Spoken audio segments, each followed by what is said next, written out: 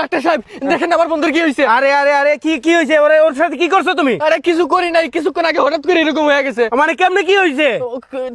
আমার পিজ্জা খাওয়াইছিল, আমি 2-4টা প্রশংসা করছিলাম ওরে। ও বুঝছি, 2-3টা গালি দাও। বুকাচুদা। ডাক্তার সাহেব কি হয়েছে? আপনার কোনো সমস্যা? ভাই দেখছেন, নিয়ে যার বাড়ি নিয়ে ঠিক হয়ে গেছে? হ্যাঁ। আরে বন্ধু রে ভাই, আমি তো ভয় পেয়ে গেছিলাম, তোর তো কিছু হইলে বেটা আমি মরে যেতাম। আয় মজা করছি। ঠিক আছে কোনো প্রশংসা করবা না, শুধু গাইলের উপরে রাখবা। ঠিক আছে। ভাই আমরা তো গরিবের সীমা পার করে হালাইছি, এত গরিব তো থাকান যাব না ভাই। হ ভাই, খুব ভাই বেসেন্তে একটা বুদ্ধি ভাই করছি ভাই, আমরা ধনী হয়ে হারুম, টেয়ারও হবো না। কি বুদ্ধি ভাই?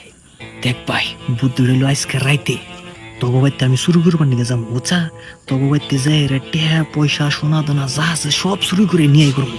বাই চান্স যদি ধরা পড়ি, তুই কবি যে আমার বন্ধু রাত করে দেখা করবার নিয়ে গাইছেন কিবা ইমার্জেন্সির জন্য, আর যদি না ধরা পড়ি তাহলে তো টেয়া পয়সা সব আনবো, খালি এস আর এস করবো ভাই। কি হয়েছে ভাই? বুদ্ধিটা তো ঠিকই আছে, কিন্তু বুদ্ধিটার মধ্যে একটু মডিফাই করে না। কি ভাই? কষে চুরিটা তো কমেতে করি আঙ্গবাড়ি বাদ দিয়ে, ভালো লাগে না এই বুদ্ধিটা?